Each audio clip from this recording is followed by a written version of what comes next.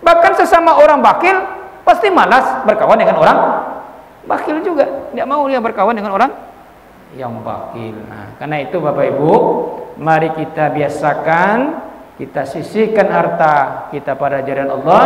Sekecil apapun kita diberikan nikmat oleh Allah, mari kita sisihkan harta kita pada jalan Allah.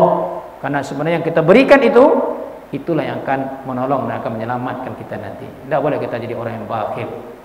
Itu yang kedua. Ya, penyebab gagalnya kita menjadi orang soleh, bakhil, kikir. Nah, kemudian yang ketiga, penyebab gagalnya kita menjadi orang yang soleh itu adalah al-qana'atu bil jahli. Al-qana'atu bil jahli artinya adalah berpuas diri dalam kebodohan. Berpuas diri dalam kebodohan itu maksudnya adalah tidak mau menambah-nambah ilmu. Qanaah, qanaah itu bagus kalau dihubungkan dengan sifat kepribadian, itu malah akhlak yang mahmudah, akhlak yang baik itu. Memang kita harus diperintahkan Allah agar menjadi orang qanaah. Tapi untuk ilmu pun tidak boleh awak qanaah. Ilmu pun tidak boleh awak merasa puas. Ya. Karena itu awak harus banyak menambah Bapak Ibu. Jangan kita anggap ilmu awak pula final, anak awak dapat dulu masuk siswa tu ketek-ketek tu itulah harga mati. Tidak ada tambah-tambah kemudian lain. Padahal masa-masa siswa masuk dulu tu masih banyak yang perlu diluruskan. Tapi dia awaklah menutup diri, tidak mau menambah-nambah, akhirnya kita menjadi orang yang fanatik. Salah orang saudara awak. Pada ilmu awak dulu tu masih banyak yang perlu diluruskan. Makanya kalau orang fanatik itu Bapak Ibu, kalau ada sesuatu yang berbeda dengan amalan dia, hanya kecen selesai orang itu. Makanya lebih parahnya Allah bertambah-tambah loh ajar dulu. Allah macam-macam je. Itu bedanya Bapak. Itu dah Ibu. Baik. Nah, oleh karena itu Bapak Ibu yang berbahagia, mari kita pergunakan kesempatan waktu yang diberikan Allah, kita prioritaskan dalam rangka majelis ilmu, menuntut ilmu. Karena menuntut ilmu itu hukumnya adalah wajib. Sama halnya dengan wajibnya melaksanakan ibadah sholat. Apakah berdosa kita kalau tidak mau belajar? Berdosa. Hukumnya wajib.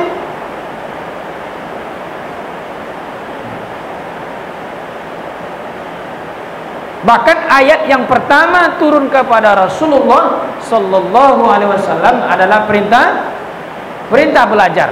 Iqra.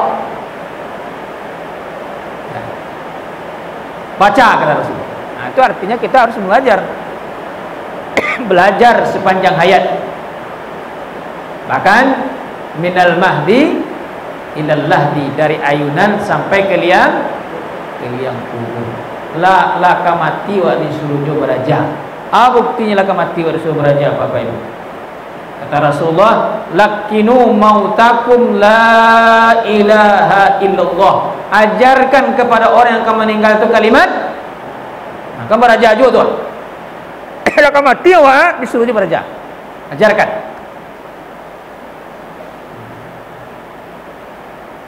Nah, mari kita pergunakan majelis ilmu. Jadi majelis ilmu ajang sarana kita belajar. Rasulullah SAW dalam sebuah hadis yang mengatakan, ya, man kharaja fi talabil ilmi, siapa yang keluar dari rumahnya dalam rangka menuntut ilmu, kana fi sabilillah hatta yarji', maka ia berada pada jalan Allah sampai kembali ke rumah. Jadi salah satu jihad pada jalan Allah jihad pada jalan Allah itu adalah belajar, adalah menuntut ilmu. Jadi apa-apa ibu, awak wirid kan 3 kali, 3 kali tak Pak? 2 kali seminggu, luar biasa. Kadang ada masjid sekali seminggu. Kalau musala ikhlas luar biasa, 2 kali musala, 2 kali. Bismillah. Ya. 2 kali. Nah, pergunakan sarana itu dalam rangka majelis ilmu. Alhamdulillah kalau ibu-ibu suka luar biasa, jamaahnya rami ibu. Rami ibu-ibu terlalu rami. Ambo senang je ibu-ibu suka dah rami. Sampai lain kadang seketek je 5, 6. Tapi ustaz pun tak boleh putus asa. Tetap mengajak. Sedangkan Nabi Yunus bertahun-tahun ia berdakwah hanya 2 orang pengikutnya. Sampai ia putus asa, lari menyeberang, ditegur oleh Allah. Kan bisa balik. Tak boleh. Di barana jamaah. Tapi kalau jamaahnya kau rami, tambah semangat Pak. Ya, tapi kalau lewat 3 dengan ceramah, bala mudah ceramah tu Pak. Ancala duduk beropok tidak. Nah, itu sebenarnya. Ya agak kurang jauh motivasi walaupun itu tak boleh kan. Tapi kalau rami senang awak dengan ceramah. Jadi daripada awak mau total di rumah atau nonton sinetron, ajaklah ke masjid musala, dengar pengajian. Tambah ilmu awak, ibadah. Ingat Bapak Ibu, tujuan utama kita hidup di dunia ini adalah untuk beribadah. Itu tujuan utama itu. Tujuan pokok wa ibadah. Nah lain kok Pak? Nah lain kok tambahan. Tambahan tuh. Utama kita ibadah. Karena tujuan utama kita ibadah, cari sarana untuk ibadah itu. Apa sarananya? Menuntut ilmu. Jadi supaya ibadah yang kita lakukan itu berkualitas, diterima oleh Allah dengan ilmu. Ilmu. Nah, karena itu jangan menutup diri, kita belajar sepanjang hayat. Ya, jangan menutup diri. Ya. Kita diberi mata oleh Allah. Ini banyak buku-buku Bapak, terjemahan-terjemahan, banyak kalau beli. Itu menambah wawasan kita, banyak itu. Kalau enggak, cari risiko bisa juga belajar kita. Zaman kalah canggih ini. Contoh, hukum makan biawak contoh. Tahu seperti cari internet tu, ada dalil-dalil keluar.